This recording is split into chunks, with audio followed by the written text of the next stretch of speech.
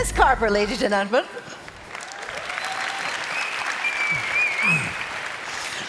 May I please share something very personal with you? Of course. It might change your life. Are you sure? I'm just kidding. I was recently treated to a beautiful holiday by a beautiful person who took me to South Africa. He's here somewhere, by the way. And we spent about 2 weeks in the Kruger Park. And I'd like to share with you a specific moment of that 2 weeks. So imagine us driving through the Kruger Park, driving, talking, having fun, being friends. And all of a sudden, to our left, we see like a whole group of impala, which is not unusual in Africa. But they're making a noise, something between spitting and barking, which was interesting to see.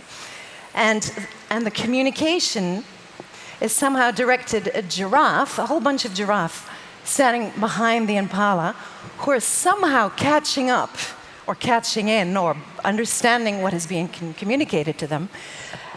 And they're conveying the message into being very vigilant to something that's happening way across the side. So we're kind of following the gaze of the giraffes. Sure enough, there's a freaking lion chasing another bunch of impala. And the lion, in turn, is being chased by impala, who are communicating. A lot of chasing and communicating and impala going on. Anyway, so those impala are communicating with those impala, and it was the single most magical moment of my life. I'm serious. It was beautiful because, I don't know. You were one I don't with know, nature. maybe I was very close to nature. No, you were one with nature. Was that it? Yeah, for sure. I definitely felt that I was a part of this, like a symphony of life, a symphony of communication. Yeah. Anyway, that's my share. My question is, do you know that feeling? Can you relate to that feeling? Oh yes, for sure. Actually, I would like to start with that feeling because Really? many years ago I experienced something truly magical, and that at the end made me come here. So I know how it feels to really experience something transformational, something deep. Yeah. Okay. Did it involve impala? No. In your case? No. Just asking for a friend. So, perhaps this idea of cinema, of orchestrating movement, is very applicable to you because you engineer movement, you kickstart movements. That's what you do almost professionally, right? Yeah. Yeah, that's my calling. That's your calling. I'm here to bring solutions to the world and try to involve as many as I can people to join with the solutions. Okay, so I've got a stage for you. I've got people for you. Someone's got a clicker for you. Are you ready to change the world? I'm ready. Okay, then I'll be there if you need me. Thank you very much. With my friends, the impala. Thank you. Bye. Welcome. Ladies and gentlemen, it's an honor to be here, to be among so many beautiful speakers. I would like to thank Joris and Arash and for Stefan for inviting me. I'm one of the presenters, also a co-host for the first time, but I'm willing to pick up the challenge. And to bring it a bit more, make it a bit more personal, I would like to go back into time because I said it to my colleague, it's more than 20 years ago that I had an amazing transformational experience. It truly felt like this, that I saw the light. And it was not that it happened overnight. Before that, I was a young guy asking myself questions, why am I here? What am I doing? Who do I want to become? And that was a fascinating period in my lifetime, even when I already was quite young.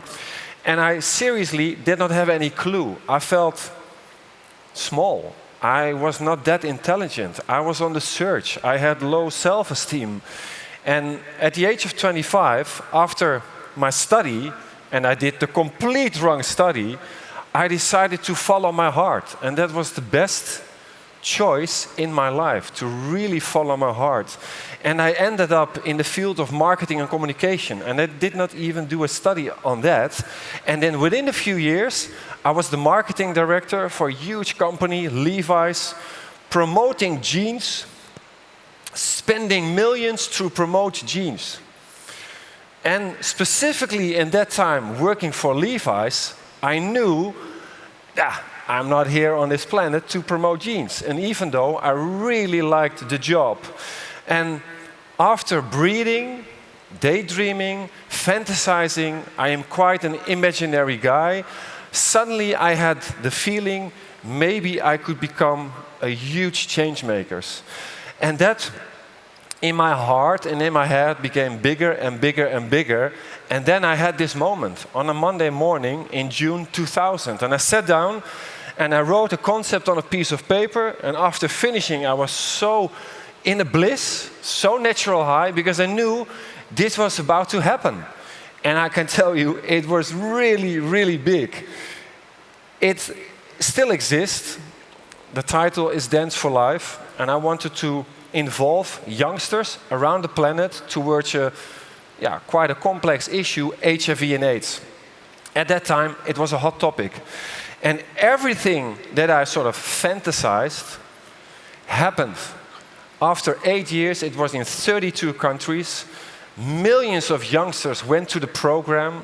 Basically, it is a schools program, inspiration, education, activation, and celebration. And especially the celebration part was one big eruption of positive energy from those kids. And at the climax of these events, I had 20 cities dancing at the same time. Hundreds of thousands of teenagers connected via satellite. And on those stages, we had wonderful artists like DJ Tiesto or the Black Eyed Peas and other icons. It all happened. And I can say, it really is true to create the reality around your own fantasy. I'm a living example. And it's quite cool to dare to follow your dreams and to make it happening. And then suddenly I was nominated as a young global leader by the World Economic Forum. I became an Ashoka Fellow. I'm even knighted by the Queen in the Netherlands. And I was like, wow, this is cool. Still part of the adventurous life that I wanted to live. And especially this, the Forum of Young Global Leaders, was one big gift. I've never experienced a powerful community like this community. And the diversity was the true power. And we were asked by the World Economic Forum to bring the solutions to the world. Because, many issues, many problems. And this made me realize to let go of Dance for Life and to try to start something new. And I never expected in my life that I was able to build another huge global movement, which I'm going to tell you a bit more about. So, the best thing also is that I closed the door of Dance for Life. And as soon as you close the door, you open another door, which was the world. And I said to my friends and family, wow, I'm so ready for a new adventure. And then one of my friends said, he called me, he said, Dennis, you must meet my cousin. He will blow your mind. And I, straight away, the next day, I spoke to him. I met him. And this individual brought me in the world of landscape restoration. He was born and raised in Africa, an incredible individual, and I decided to help him. I wanted to help him to fulfill his dreams. And I told him, if we are going to do restoration in Africa, I also would like to build a global movement, because who doesn't want to see a more greener planet? And this was the year 2009. And now 13 years later, we are really out there, and I want to show you some insights. So, today is a day to bring solutions and hope. For many, many years, we have been hearing all the problems. Scientists are really good in pointing out the problems and the problems and the problems, and we are getting numb. So, here I am sharing with you that we have this global opportunity to restore 20 million hectares of ground, which is big. Actually, it's twice the size of China or twice the size of Europe. They are equal size. If we can restore this in maybe 2 decades, we have had 40% an answer of the climate solution. Because if you will bring back large-scale vegetation, of course, it has a climatology effect. You bring down the climate. So We also started the movement by saying, if we can warm up the Earth, it also means that we can cool down. We decided to only work in Africa for many reasons. Africa is a huge continent. 54 countries and 30 countries are facing serious ecological issues while also having a population explosion. Africa has now 1.3 billion people, and within 25 years it will double. And already Africa is facing huge challenges. So I decided to help this guy, and we named our organization Just Dig It. And for a specific reason, because many people are working with the soil. You need to work with the soil in order to transform those dry lands into green, fertile land. But then again, a shovel is already an icon. It's universal, it's as old as humanity, and it stands for action. We really are in the decade of action. Cut the crap and the negative things. Where are the solutions? And we need to move into action. That's what this symbol is all about. And here you see them working with the soil. And there is a topsoil problem in the world, but specifically in Africa. Overgrazing, monocultivation. Many reasons that the soil is like concrete, but still Africa receives a lot of rain. So this is a simple, ancient technique, water harvesting, 8,000 years old, and you can see this as an automatic way of reforestation. Because Africa still gets rain. Kenya, 600 millimeter per year, the Netherlands, 735 millimeter per year. It's not even that big difference. But if the rain is not able to penetrate it through the ground, it's a huge loss of a very important natural resource. So you have various techniques, they are digging all over, and then soon you see this difference. And it's like, bang, it's there. You bring the water subsurface. And at the same time, we also bring the water back into the system. So over the years, in this specific ecosystem, we brought a few billion liters water back into the system just by simple water harvesting digging techniques. And it's amazing to see how you can transform those dry lands into fertile land. And at the same time, we also implement grass seed banks, women-led. Here you see an aerial shot, and here from the ground on. And this is also a big success, and we are expanding. We just received funding from the Green Climate Fund to upscale these grass seed banks all over in Kenya. And in Tanzania, we work with farmers. We educate them, thousands of farmers who live in the most rural villages that you can imagine. And together with them, we then do a movie roadshow to visit all those remote villages so we can educate them via movie and music and dance. And they are listening. And they need to do the work themselves. And they do it straight away. And then it's, harvesting the rain. And then you see this. It's happening all over now, in Kenya and in Tanzania. And here you see an aerial shot, if it works, from space.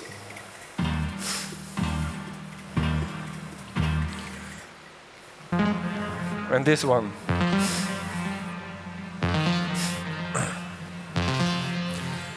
It's mind-blowing, it works. And of course, we are all doing this for the positive impact that we want to make on the ground, for the climate, and for the people. And we are growing. It's so cool. We just got funded to start in Madagascar, in Togo, Uganda, Ethiopia, and for the coming decade, more countries to come. And at the same time, we are building this global movement because everyone needs to join with this movement. And this is the way how we build it. These are the building blocks. Creating documentaries, do a lot of things with events and music, ambassadors, social media influencers. We have so many partnerships to be able to communicate in Africa. In many countries now, especially in Kenya, Tanzania, we are all over the place. You see us, you hear us, television, billboards, radio, etc. And we organize these events as well. And hopefully we can bring it back after this COVID period, because dancing and music is such a strong language in Africa, and this stage is there to celebrate the work that has been done into the field. Basically, for the coming decade, this is the celebration on the decade on ecosystem ration, which we are in now. And our Earthshot is this. From now to the year 2030, we would like to build a huge movement, never seen before, and I know it's crazy ambitious, but you need to be ambitious because the problems are growing every day. So the goal is to try to inspire, empower and activate 350 million farmers in more than 30 countries in Africa by bringing the mobile regreening platform. And this is going to be a huge challenge, but I really look forward to try to make this happening. And now I'm here also to say something totally new. I'm very excited because I'm about to start a new movement. And this place is the perfect birthing place for this movement because, as you maybe can see, our logo is a butterfly. And look at the ceiling, you know, butterflies all over. I am really excited, and I would like to start with an anecdote. And it comes from this. Here I am, as a young guy, sitting next to a well-known figure, for those who never saw him and know him. His name is Deepak Chopra. He is a well-known guru, spiritual man. He's an artist, he's a writer, he's an author, he's a doctor, he's a lot. And he's well known around the globe. And once I was able to inspire him. And then he invited me to come to the US. And I spent a few days with him. And then suddenly he brought me to an event and he was a keynote speaker. And then he started to talk beautifully about one of the most beautiful transformations there is in nature, which is the transformation of a caterpillar to a butterfly. And everyone was listening, like really fascinated. And then he said that this transformation happens because of the imaginal cells. We all consist of cells, also the animals. And in the heart of every living species, there are the imaginal cells. And they can bring in the new life, and other cells will follow. And everyone was listening, and suddenly he pointed out at me, and he said, look, there is sitting an imaginal cell. And I was like, wow, is he pointing out to me? And that moment I knew one day I want to start something with this title because it's so beautiful and it's so much needed. So the imaginal cells is going to be a schools program, really touching the hearts and minds of youngsters who are so energetic, so alive, and so idealistic.